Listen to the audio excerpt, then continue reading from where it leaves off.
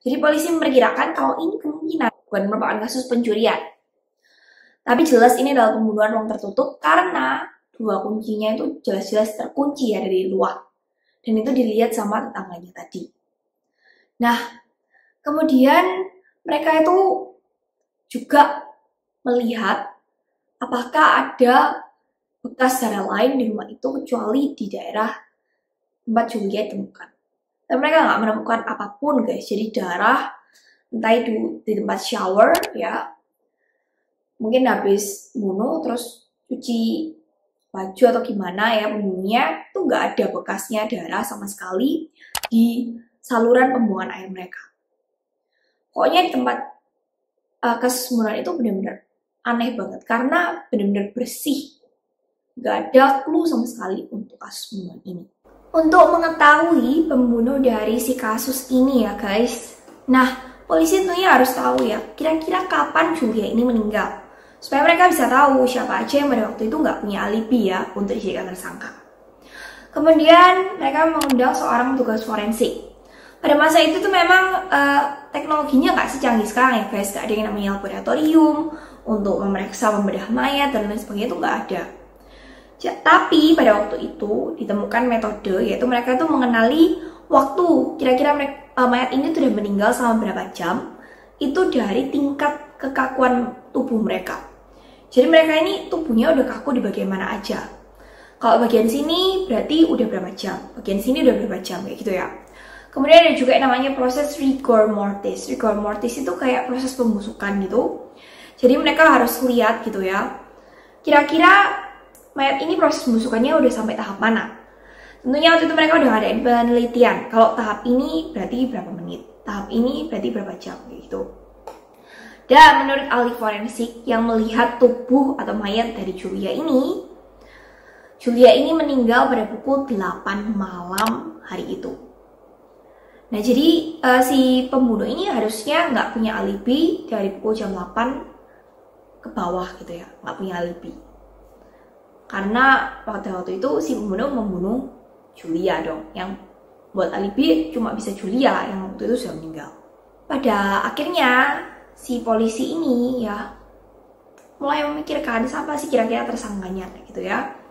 Dan pada masa itu guys, itu udah umum kalau seandainya salah satu dari pasangan suami istri itu meninggal, biasanya si tersangkanya itu adalah orang terdekat dalam keluarga itu. Jadi si istri atau si suami itu sendiri. Dan akhirnya mereka menjadikan si William Herbert Wallace ini sebagai tersangka utama kayak gitu. Nah, mereka mulai menyelidiki kira-kira Julia ini terakhir hidupnya kapan. Kemudian tetangga-tetangganya bilang kalau Julia ini masih bisa jalan-jalan, bisa ngomong itu jam 6.45, jam 6.30-an malam itu kayak gitu. Kemudian mereka juga mulai mencari alibi dari Pak William Herbert Wallace. Dan seperti yang udah ceritain tadi ya, Pak William ini itu udah membuat semua orang di tram, kemudian supirnya, konduktornya itu inget sama dia. Menurut supir tram itu dia naik ya ke tram itu jam 7:06 malam. Jadi kalau dia memang membunuh Julia ya, dia cuma punya waktu sekitar 15 menit. Dan itu kayak bunuh, terus dia harus nyuci bajunya. Dia kan nggak mungkin keluar ya dalam kondisi berdarah kayak gitu.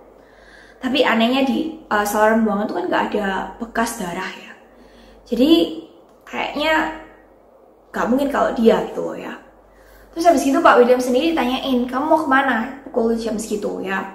Dia cerita kalau dia mau ketemu sama RM Qualtrough di 25 Men's Love Garden East kayak gitu ya. Dan dia menceritakan kalau dia itu telepon sama orang ini melalui telepon klubnya, pokoknya dia nyeritain lengkap kayak gitu. Nah, orang-orang akhirnya mulai curiga sama si RM Qualtrough ini kan, jangan-jangan RM Qualtrough inilah yang membunuh gitu. Tapi anehnya guys, orang yang namanya RM Qualtrough ini itu nggak ditemukan gitu ya. Dan kemudian mereka itu juga menyelidiki dari mana telepon yang tadi dibuat itu di teleponnya itu dari mana gitu kan ya.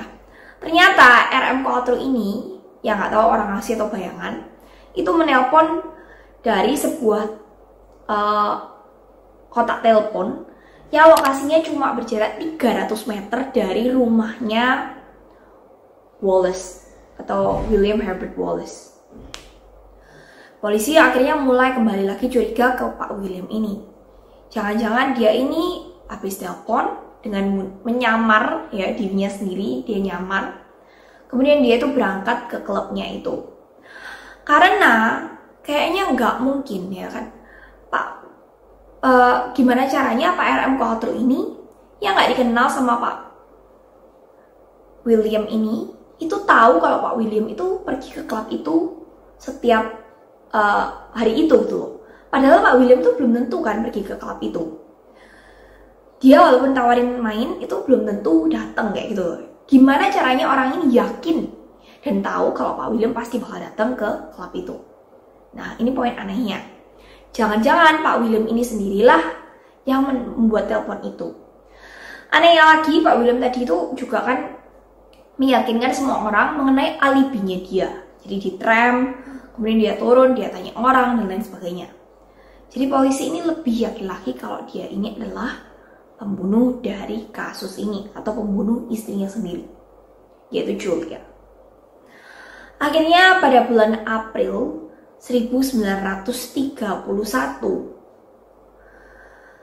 pengadilan memberikan hukuman kepada Pak William Herbert Wallace ini sebagai tersangka. Dia dinyatakan bersalah.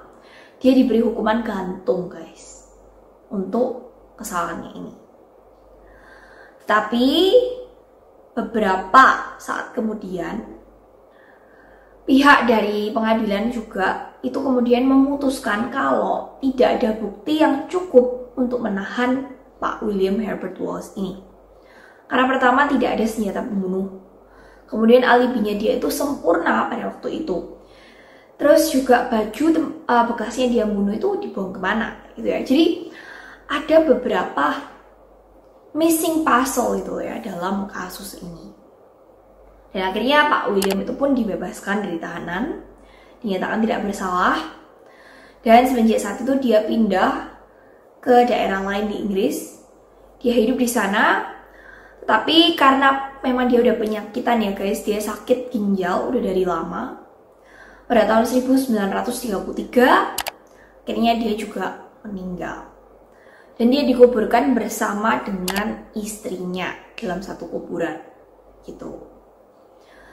Nah, kasus ini sampai sekarang itu masih menjadi kasus cold case ya guys, yang belum terpecahkan setelah sekitar 91 tahun.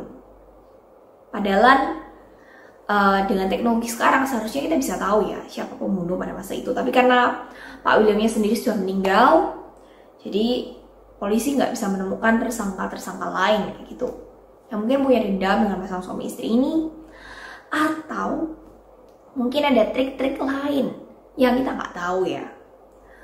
Karena guys, sebenarnya untuk kayak tingkat pembusukan itu bisa dikontrol dengan kayak cuaca ya, itu juga trik-trik lain. Jadi kalaupun waktu pembunuhan dari Julia ini itu sebenarnya ternyata lebih mundur, itu juga bisa gitu ya. Jadi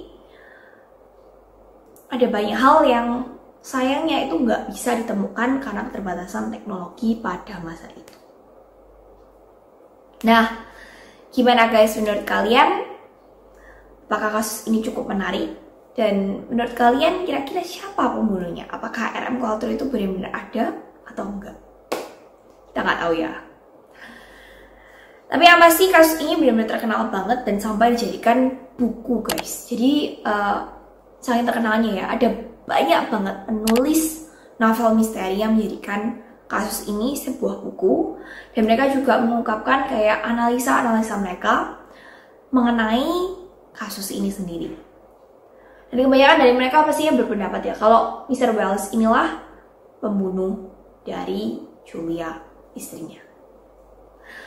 Oke guys, gimana menurut kalian? Komen di bawah ya. Dan jangan lupa untuk klik like untuk video ini.